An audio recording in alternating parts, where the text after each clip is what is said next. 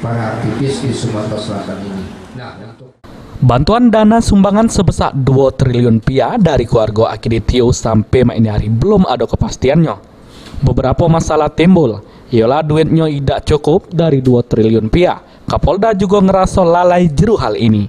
Hari ini tadi, Kapolda Sumatera Selatan Irjen Pol Eko Indra Heri minta maaf ke masyarakat Indonesia karena kelalaiannya terkait dana sumbangan 2 triliun rupiah ini. Sementara itu, perkumpulan aktivis se-Sumatera Selatan, salah sikoknya perwakilan aktivis 98, Firdaus Hasbullah, pas ditemui di Makan Besak Cafe, Jalan Demang Lebar Daun. Nggak tahu ke pihaknya baru sudem ketemu Kapolda Sumatera Selatan, Firdaus nambah ke pihaknya ngenjuk dukungan semangat. Untuk beliau, Kapolda harus tetap tegar, jalani cobaan ini, di balik ini pasti ada hikmahnya. Kita memberikan support kepada beliau untuk tetap tegar. Ini mungkin adalah cobaan bagi Bapak Eko secara pribadi, tapi yakinlah di hal ini ada hikmahnya ya.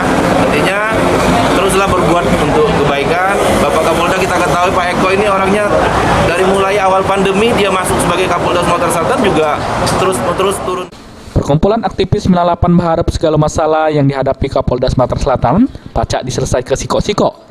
Termasuk Palembang balik lagi kondusif, tidak ada lagi kegaduhan terkait 2 triliun tersebut. Mulyadi, PAL TV.